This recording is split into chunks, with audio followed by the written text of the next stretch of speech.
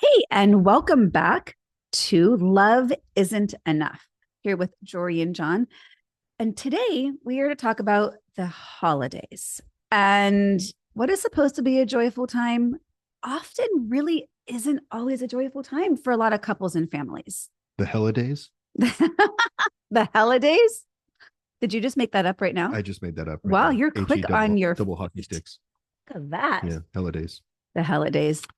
Yeah, I think that Unhappy the holidays. the holidays are rife with expectations. We all have expectations about how they should go, what we're going to get, how people should treat us, and the holidays often fall short of those expectations, which is the surest path to suffering and misery. Yeah, expectations will always get in our way of being fully present, experiencing joy. So, I guess right off the bat, we can just be curious around what attachments do people have around the holidays, right? Because attachments and expectations, right? Attachment to an outcome is going to be another area that's going to be one of those quickest paths to suffering. But specifically for couples, like each person might have their idea of what they think it's going to look like, what they want it to be. And then there's going to be all the unknowns that interfere and get in the way. But it also causes a lot of arguments and fights among couples. Mm-hmm. Well, and I think we get attached to this odd idea that my way of doing it is right. Right. And I think that, like, we have the emotional attachment to being with our family, the family in which we grew up in, and those traditions, and we have to create plenty of room for our partners' Right. traditions and their family, and this Right. often leads to conflict. So whether you're a newly formed family unit, whether early in your marriage or like in our situation, a more of a blended family dynamic, or I have clients over the years who've been together 10, 15, 20, 25 years in which there is still conflict over how do we do this? So we're going to address how do we do this while staying connected? Because that's the whole goal of Love Isn't Enough is how can we honor what's arising, each of our needs, our differences, our values, our beliefs without it causing disconnection, strife, anger, resentment, hurt. Well, and as you mentioned prior to us hitting record, I think a lot of this does fall into that 66% of conflicts that are unresolvable. Right. Because there's no clear right answer here. There's not a right answer in terms of who we spend time with or what traditions we create or what traditions we port over. And so I think it's largely about how do we communicate around it? How do we hear each how do other? we hear the emotions that are behind the words? And so you're going to get to that in a minute. And one of the things I also wanted to say, just a simple kind of logistical tip, is one of the things I realized after I got divorced was I was really attached to a specific date for the holiday. For instance, Christmas occurs on December 25th. Thanksgiving, I think, is the fourth Thursday in November. Right. And what I realized after being divorced is it doesn't have to be on that date. Right. Like, I got really flexible, and like Christmas can be on the 24th or the 26th. It's more about the people that you're with and what you're doing. And if you can keep the traditions that you enjoyed on those days, it's fine. It's a matter of how we think about it and us getting attached to a specific date, which really, the date is not that important. Excuse me. In the big scheme of things. It's not. And let's lead with this idea. So many, many, many years ago, dropping my kid off at elementary school, walking across the parking lot and chit-chatting with other moms along the way who I was friends with. This was an acquaintance who randomly seemed to yell to me across the school parking lot, "Just so you know, you're going to disappoint someone today." I kind of like that. And it became this joke whenever I saw her, we're like, go disappoint someone today. And it was this acknowledgement of, I can't make everyone happy. Well, I like it. It's giving permission. It's giving permission. It's bringing a little humor and lighthearted to us of, oh, who do I get to disappoint today? Versus, oh shit, I have to meet everyone's needs today. Yeah, I don't want to disappoint anyone. And truth is, I mean, you and I say this to each other all the time. We're going to disappoint each other. It's impossible to not disappoint someone, especially someone you love and deeply concerned about not wanting to disappoint them. And I do think one of the biggest disappointments on holidays is around time and attention. Exactly. Who you spend it with. And so it's easy. And I'm going to say, especially for women, not to not place equal importance on how men or fathers feel, but women feel an unparalleled sense of pressure to really please everybody because they're generally the ones carrying more of the mental load, the physical load of the shopping, the cooking, the gift wrapping, the thinking about all the people to have to do the shopping, the gift wrapping, and the cooking for. Yeah. So I just want to name that the mental load that especially women carry is beyond exhausting this time of year. Yeah, it's crazy to me. I mean, just considering everything that, like everything, the whole Chiron, the ticker tape that runs through your head and what you keep track of, like it's nothing I want to, I don't even think I could keep track of all the stuff you keep track of. Yeah, my mind is, the vision in my mind is broad and deep. And the amount of people that I think about in a day, like even like with our three girls, like semi-knowing all their schedules and what's coming up for each of them, and my clients, and holding space for all these. And I just remember that we have three girls. There's nothing wrong with that. Thank you for remembering all three of them. No one left behind. That's what family means. Isn't that we just watched in Lilo and Stitch? Yes. Yeah. So this mental load, I think, is something to name as a precursor to decreasing the stress around the holidays, despite who you may or may not disappoint. And so I think, if you're a male listener and you're in relationship, I think it's really important to be aware of this concept of mental workload, because you want to do what you can to help support your partner. Right. And take as much of the heat off of her as you can, assuming heterosexual relationship. Right. Because it's really uneven. Even if you think it's uneven, even if you think it's even, it's uneven. Right. Well, and a great resource for this is the book Fair Play by Eve Rodsky. And if you don't have access to it, send us a DM on Instagram at LoveIsn'tEnough33, and I will send you the PDF that includes 100 little cards. So you got to, print it out, cut them up. But what Eve Rodsky does in Fair Play is helps you understand who's carrying the weight of the mental load. And so you print out these cards, cut them up, and you and your partner sit together and you go through each one of these areas that focus on different parts of our lives: family, work, gifts, cooking, shopping, kids, sports, right? Extended family, doctor's appointments, birthdays, like all these categories that take up our life. And you look at each one of these little cards and you put in front of you who holds the mental load, thinking, planning, preparing, executing that task. Ideally, you go through this and you see that there is largely a disproportion that generally the woman's going to be holding. And I say ideally because once we can see it tangibly, we can then know how to renegotiate the tasks. Now, not all those tasks are going to apply to everybody, but make up your own, see what's missing from that list. So as a very, very starting point, that's a great place to decrease your stress, is by figuring out, what am I holding? Because we hold things, the longer we hold them, the heavier they are to carry. And oftentimes we're not communicating to our partner all that we're holding in our mental load. So John, let's just say I share with you, let's role play for a second, and not the fun kind of role play that you mentioned last time we talked about role playing. Sorry, guys. Yeah, there he is, just silent again. No, French maid. I've never even been a French maid. So let's role play. Yes. Focus. I was. Until I derailed it.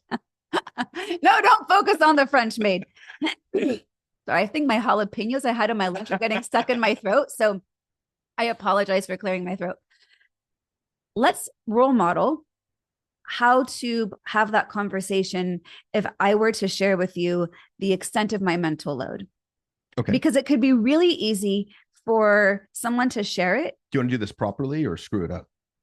We could screw it up first and then play it again of what we quote should be doing with our partners.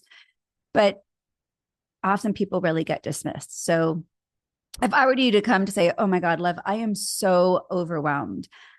In the past, as a little side note before I role play this, I used to host Thanksgiving and would have like 26 people over, and it would take me 5 days in preparation, not including the shopping, which is usually started a week in advance, setting the tables, doing all the side dishes, all the preparation. I loved it, and it was a lot.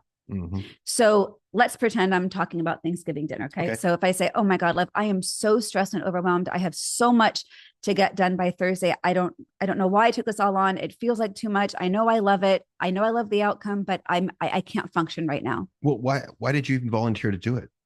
Well, every year we go through the same thing, and every year it stresses you out. But I love doing this. And I don't want to do it at someone else's house because my food is better. And this has been my tradition. This has been what I do. Like people know, like, oh my God, we get to go to Joree's for Thanksgiving. Yes, and we get to have those goat cheese stuffed grapes, which are the best thing. Right. You take on too much and then you get overwhelmed and stressed. Well, and then you get irritable with me. Well, why can't you just support me? I am supporting you. I'm trying to fix it. No, that's not supportive. Okay, guys, does that sound familiar? That was good. Well done on that role play. I think that's what we hear a lot. I was trying to fix it. Well, and okay, so what went wrong there?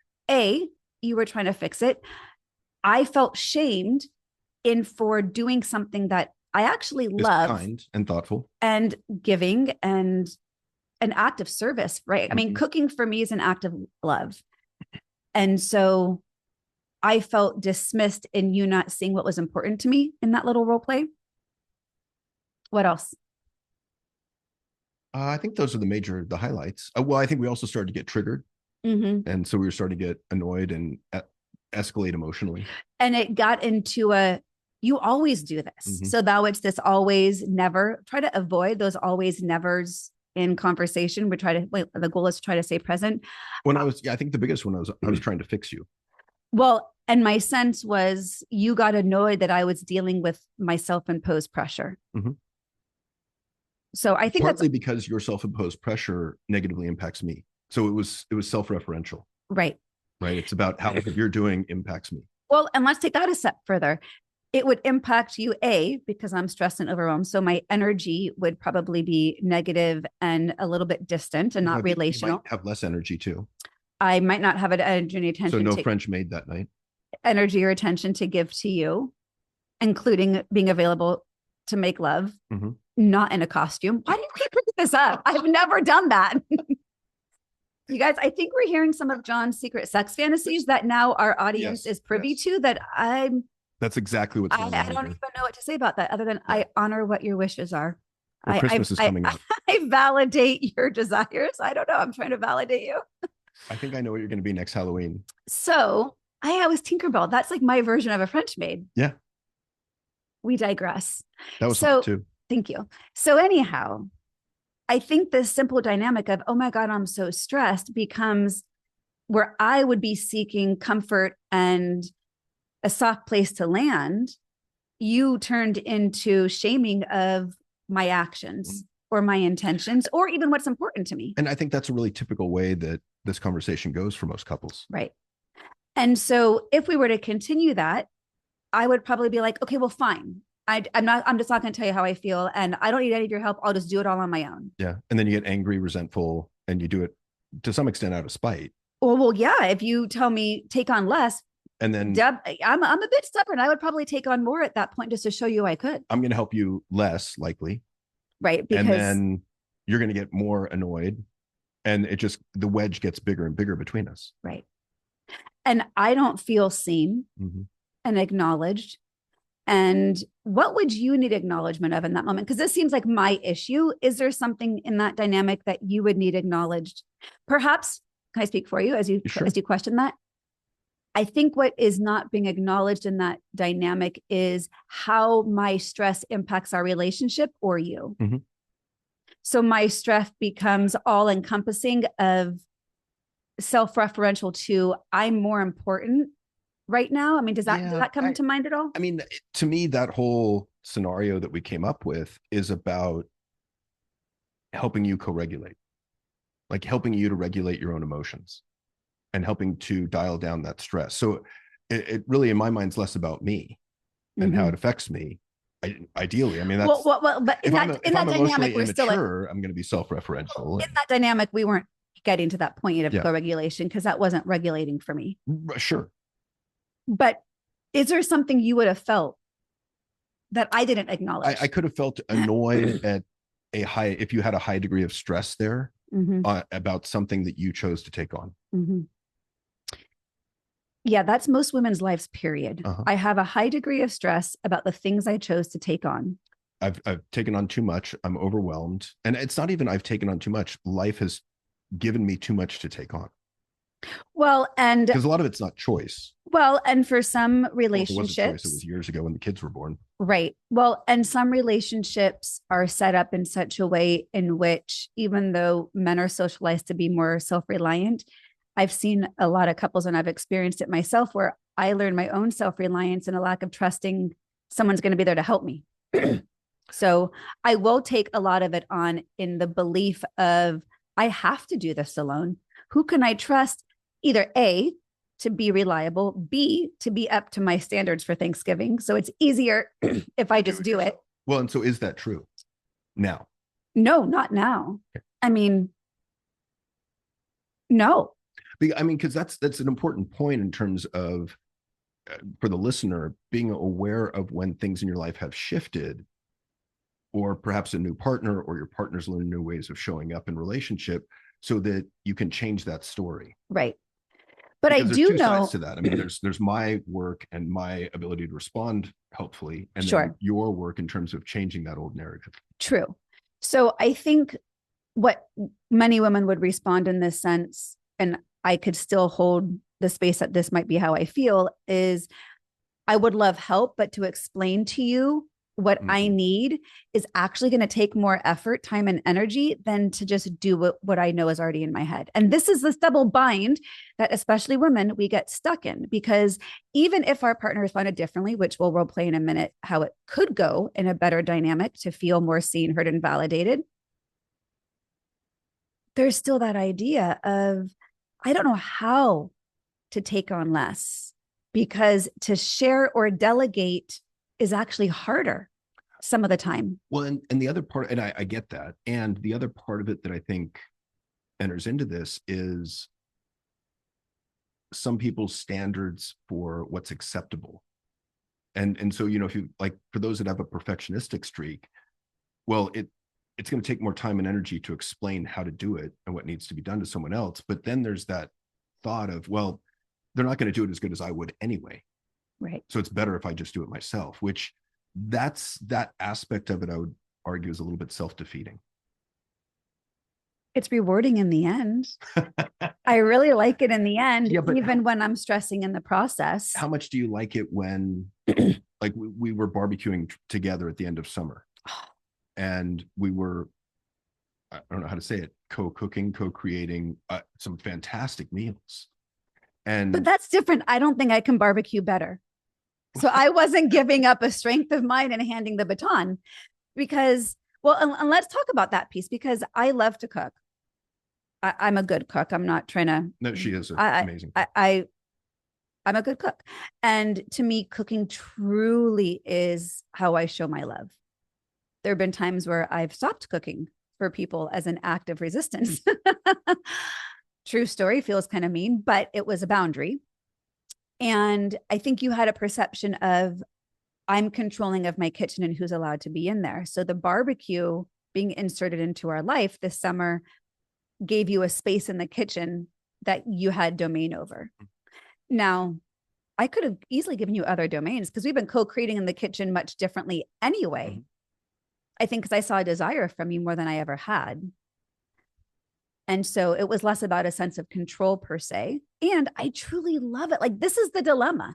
And especially women who love the holidays and what they can do, and yet we're taking on too much and shutting down in the meantime. And then it gets to the point of the actual holiday, and all the prep work made me exhausted that I can't even enjoy it. Some of that times happens. Well, and I love going to the gym, but I don't need to do it 7 days a week.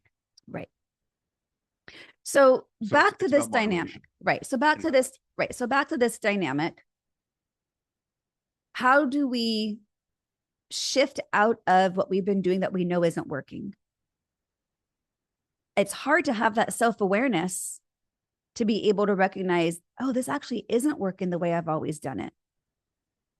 Can I be open to finding a new way? So are you bringing that back to the conversation, Yeah. the role Yeah. playing, Yeah. the French maid outfit? No, not the French maid outfit. Okay. So should we try that Yeah, again? let's try it. Okay. Do you have your good responses ready? I've got a couple. Yeah. I've got a couple too. Okay. All right. Ready? Okay. Let's go. Oh my God, love. I am so stressed. I have so much to do before Thanksgiving. I can't believe how much I've taken on yet again. I just don't know what to do about it. Wow, sweetheart, I'm really sorry. It sounds like you're really stressed and overwhelmed. I am so stressed and overwhelmed. Is there anything I can do to take some of that off your plate? Well, that's really hard because I love doing all this and I don't know what tasks I can assign to you. I mean, thank you for offering. That feels really loving. Thank you for seeing how stressed and overwhelmed I are, because in the past you used to just judge and shame me for that. So thank you for acknowledging that. That feels really good. I thank you for seeing me. Absolutely. And how can I best support you right now? Because I'd like to see you a little more relaxed. Can I have a back massage Sure. and then a foot massage? Sure. And then can you just hold me for a while? Because I think I just need some downtime. So I'm happy to support that. And if there's anything I can do to help you out amidst the chaos, I'm happy to do that as well. so maybe I don't have to do all the food shopping. I can give you a list of specific things. And then like, if you happen to buy the wrong kind of apples, I'm not judging you. Just know, like, it's not shaming that you didn't do it perfect, but I'm kind of attached to how certain things are. So I would love some help, but I might have a little bit of trouble in giving up a little bit of that control. If So I have can you questions at the store, then I'll just text you. okay? So you can be patient with me because I don't want to shut you Yes. down from your efforts. Because in the Absolutely. past, if you offered to help and then it wasn't perfect, you might be like, why Get a little bother? butt hurt. Yeah. Yeah. So you're okay if I give feedback for the future? Yes. Oh, that would actually be super helpful. Yeah. And so, I mean, that's a way, I think that's a good example of I how to love do that. it better so that you felt seen, heard, and validated. Right. And that's the goal. The goal is to hear the emotion behind the words and to call it out to the best extent of your ability. And sometimes, I would call this out to Joree and I would get revision. So I would say something like, wow, I can see where you're really frustrated. And she'd be like, I'm not frustrated, I'm resentful. I'm like, well, shit, it was kind of in the anger family. I thought it was pretty close. But I would also just wouldn't say that. Right. Because if she's feeling resentful and not frustrated, then okay, fine. And that I think you used to take that as not acknowledging your attempt to see me. Just because you didn't get it spot on with the right thing, I wanted to then be able to respond accurately, even though I appreciated the intention of understanding where I was at. I think we're much better at that now. Yeah, I do too. And so in absence of knowing or making an assumption, ask a question, right? Yeah. And that default to that question of how can I support you right now? It actually in and of itself is sometimes all the support someone needs. I also love that what kind of referring to as the 3 H's. Do you need a hug? Do you need some help? Or do you just need me to hear you? Right? Do you just need me to listen? Because sometimes I just want to vent and have the permission to just get it off my chest. And that's a stress relief. Sometimes I'm looking for help in actual, like, what do I do different? Because I keep getting stuck. Yeah. And for the male listener out there, be aware that our default tendency is to try and fix things. That's how we've been socialized. It's where we've gotten rewarded from in the past.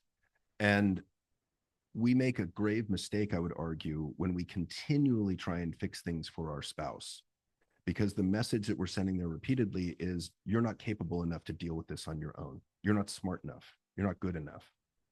And I really like that question of, how can I best support you? Do you want me to just listen? Do you want a hug? Or do you want me to try and fix it? Because 95% of the time, the other person's going to say, I just need you to listen. But then it becomes like, I've talked to a lot of male clients who are like, so she told me to just listen, but then I really struggled with just listening because I would pick up her, whatever, anger, sadness, discomfort, pain, suffering. And like, again, it prompted me to try and fix it. Well, on that point, are you trying to fix your own regulation or mine? Yeah. Well, your own discomfort, my own discomfort. Yeah. Right. And so, but it's I think it's an interesting bit of awareness, right? That's Sure. often what comes back. It's not Right. as easy as, okay, I'm just going to listen now. Right. And in an ideal world, and we talked about this early on in our relationship, where we realized, man, that jalapeno just won't clear from my throat. Where we realized, kind of the fucked up message that the line from Jerry Maguire gave many couples of "you complete me." Yeah. Because it implies that we're not whole on our own. And it does sound romantic, especially when the couple in the elevator did it in sign language. It was beautiful. And, and ideally we're whole and complete, and our relationship is an augment to our wholeness. And what we realize is actually feeling more accurate is where love is an expression of co-regulation. And so what does that mean? It means when we are stressed, overwhelmed, anxious, our nervous system is activated. We're turned on, that fight, flight, freeze. We feel it in our body, tension, tightness, pit in the stomach. That's our being dysregulated. And ideally, our partner can counterbalance that to help us regulate and calm our nervous system down. And really what we're talking about is having our partner be a source of a safe and secure attachment. You are a safe landing for which I can fall regardless of what I have going on, and I can trust that you're there to catch me. So when you shame the stress, that's not a safe landing, right? So the co-regulation is staying calm so that by proxy, you can calm down my nervous system. Your compassion can help calm my nervous system.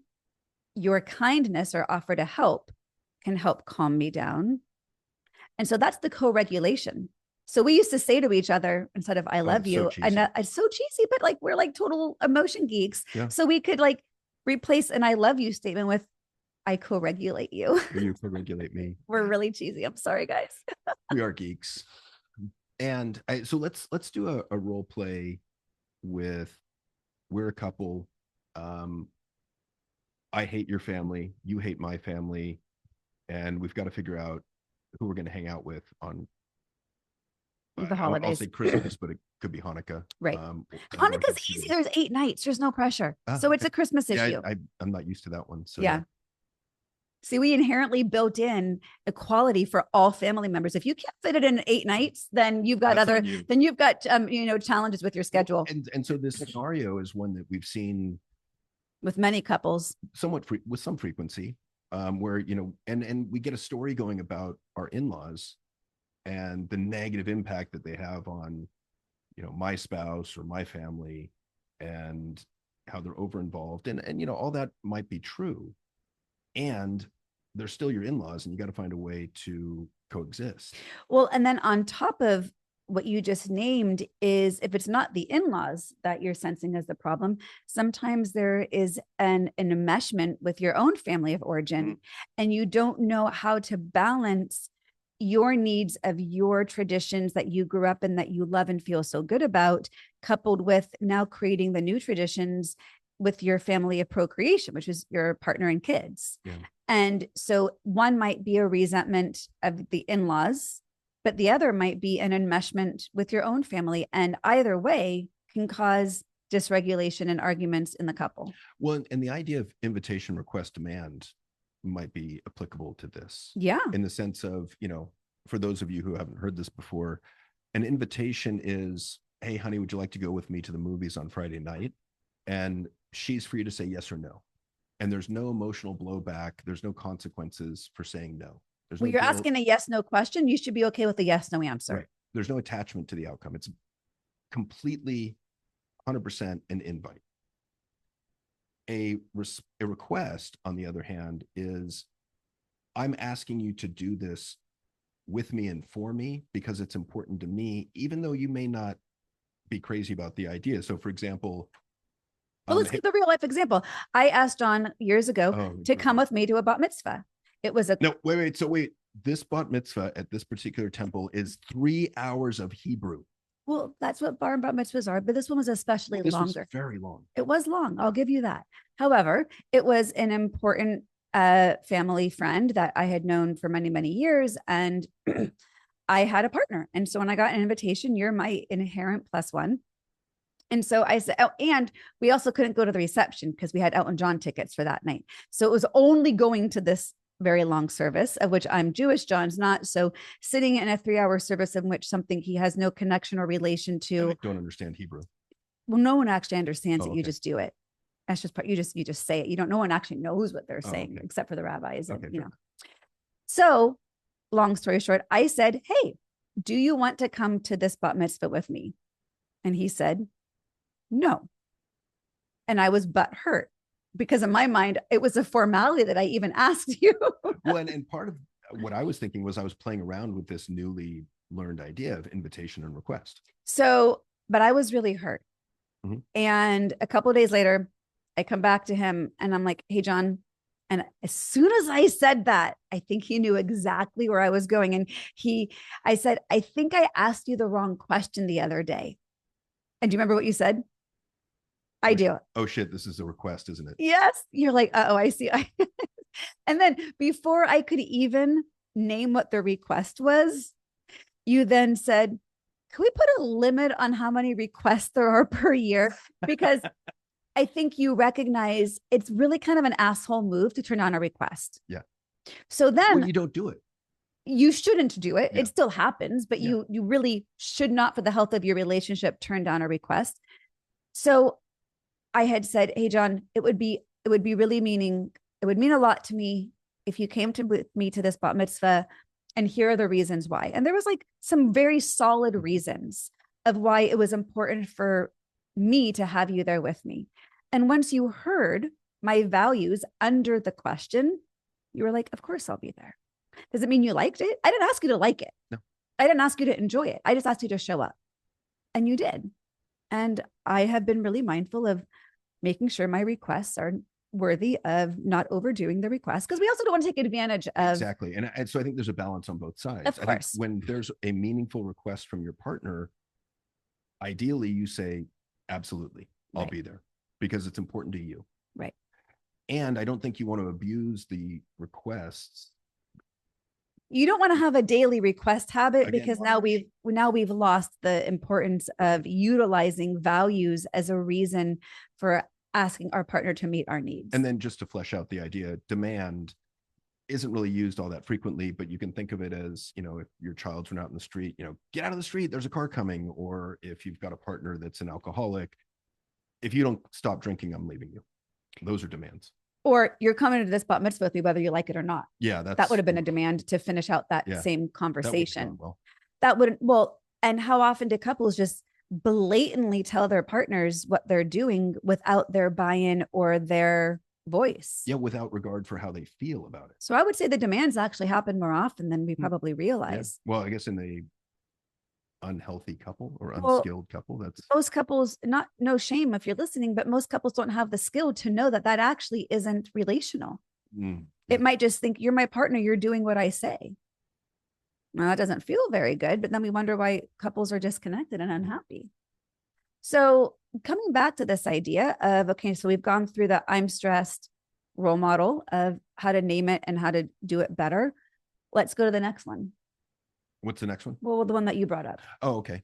So, so to begin, I think, we talk about this frequently, and it's a really good idea to use the soft startup. So catch your partner at a good time when they're not tired or drunk or stressed or just got home from work. Right. Like, you want to give yourself the best shot of them hearing you in a good mood. Yeah. And so the soft startup is, "Hey, honey, I have something important to talk to you about. Is now a good time?" And it's an invitation. They're free to say yes or no. If they say no, okay, then when would be a good time to talk?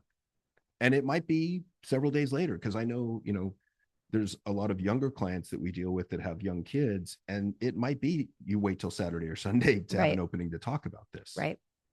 And then after that, you want to start as gently as possible. And ideally, one of the things you always say is start with gratitude. "Hey, I really appreciate you doing this. Thank you so much for doing this. And can we talk about where we're going to go on Christmas morning? Because that's really important to me. And, maybe it's something like, we go to my parents on Christmas morning this year, and we go to your parents on Christmas morning next year." Right. So let's role play what would not be a great way to have that conversation. Okay. So you go first. Hey, honey, I want to go to my parents for Christmas. I don't really like your parents much at all. Why don't you like my parents? That's so mean. Because they're over involved, they're hovering, I think they're trying to brainwash our kids. Well, your parents are always getting in the way also. I mean, can I ever just have a time when I don't have to go to their house for what you want? What's the matter with my parents? Well, what's the matter with mine? I told you.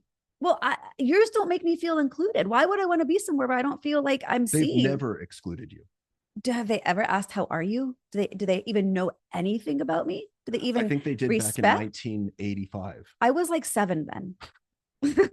Well, I was 17. I love to throw in our age difference in there.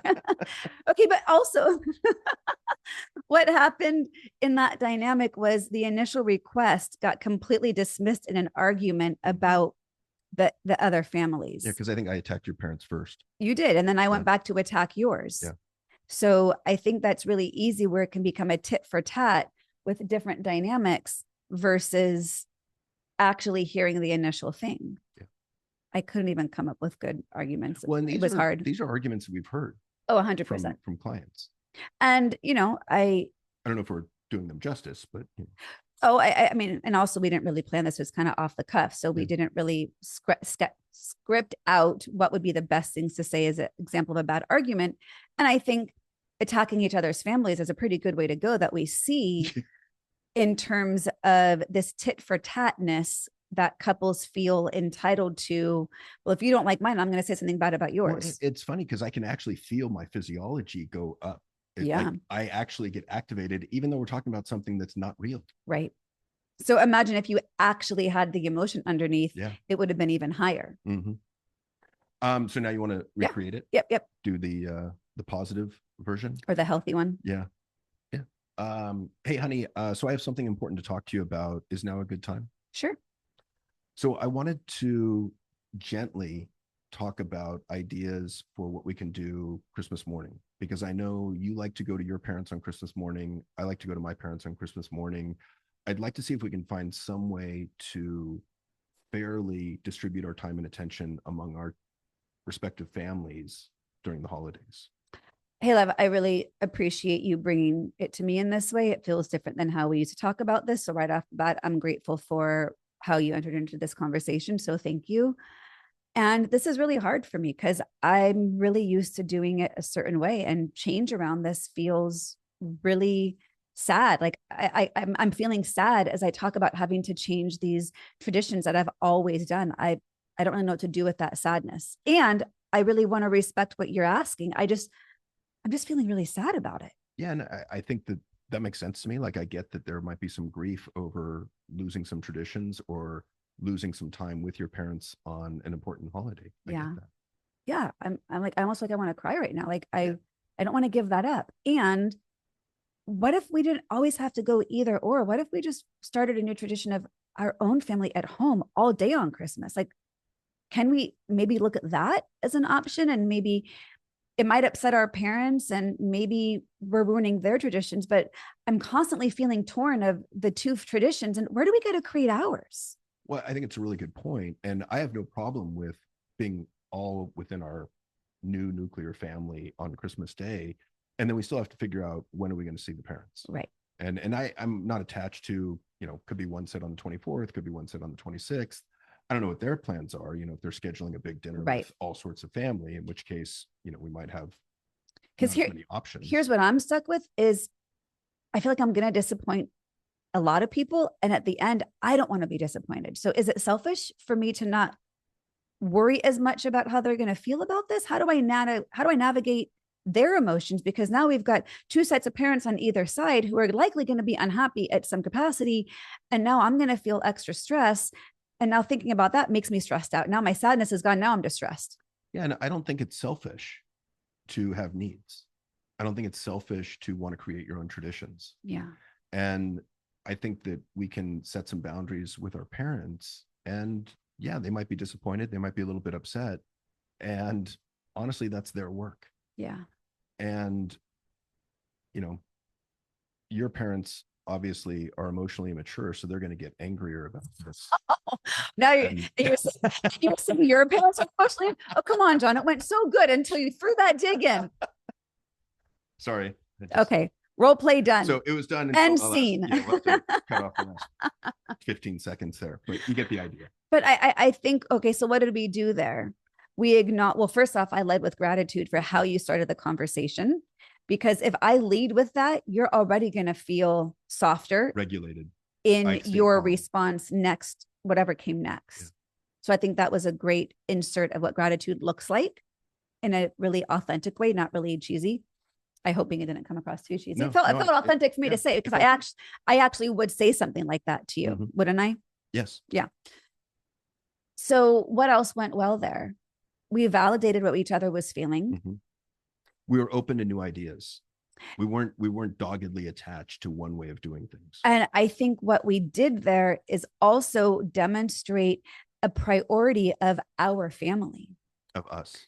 And this is something we see a lot of couples getting stuck in which there is such a pull on either side that the new nuclear family, you and your partner and your kids, aren't yet this cohesive formed unit entitled to have their own needs or traditions. Yeah. And I think one of the things we talk about with couples a lot is, in any couple, there's you, me, and there's us. Right. And that us has to be prioritized as number one. Right. And I think that a lot of times extended family members, the in-laws, for example, or your parents, forget that. Yeah. And again, I think it's well-intentioned. They want to see you, they want to celebrate the holidays with you. And yet it's incredibly important to set up your own traditions and have the time and attention to spend with your own nuclear family, this new unit that you've created. Well, and the key to be able to do that is to draw boundaries. And if you have an enmeshed family of origin, or in which there's an emotionally immature parent or parents, boundaries are not going to be respected. They're going to be shamed and judged and criticized. And so it can be easy to have that adult child feel really stuck between what's expected of me and what I actually want. And they will inherently be told they're selfish for having their own needs. So I am not minimizing the impact and power that these ties have to the family of origin. It is not easy work to break some of those enmeshed dynamics. And, sorry, it's possible. Yeah. Going back to knowing I might disappoint someone today. And can I be okay with that? We've seen situations where extended family members will manipulate, bribe, threaten to cut people off financially. Like it can get extreme. It escalates quickly, which is, I mean, and again, I really like that idea of the people that your boundaries piss off the most are the ones that need the boundaries the most. And so I really like it as a litmus test in terms of just playing around with setting boundaries with people. How do they respond? Right. Like, because to me, it's a huge red flag. If I set a normal, healthy, reasonable boundary with someone and they lose their mind, I'm like, oh, thank you for the information. Yeah. I appreciate that. Now I know a lot about you. Yeah. It's informative. It's diagnostic. You're not really concerned with my well-being. You're not really concerned with my health. You're concerned with your own needs. Right. And you can't respect mine. You can't respect what I need to do to take care of myself. Well, and when we look at values differences, it's not a matter of I need you to adopt mine. I need you to respect mine. And you don't have to agree with them. Right. And that's a great way to go. And we recently did one of our master classes on boundaries and asking for your needs. And this feels like this plays right into this. And by the way, our masterclass series is going to start back up again in January. So a great opportunity to work with us and get a lot of tools in the 12 different areas that we see couples struggling in. So you can go to our website, loveisn'tenough.net, and look at the masterclass coming up for next year. And we also are aware that these things are much easier said than done. But we just role modeled how we got there, how we played out the different dynamics. It's not an overnight change. It's not going to be like, oh, I heard Joree and John how to have this conversation. There's a lot that goes in underneath that, a lot of emotional awareness of what's coming up inside of you, a lot of somatic awareness of, you even said, I'm feeling tension in my body. And semantic awareness of what words are you using. Right. And the impact of even, we could even think a thought about these dynamics and hard conversations, and our physiology is going to get activated. We don't even need to be in the middle of it. Yeah. We can be anticipating it. All of which is to say, these are the dynamics the holidays bring up for people. Mm-hmm.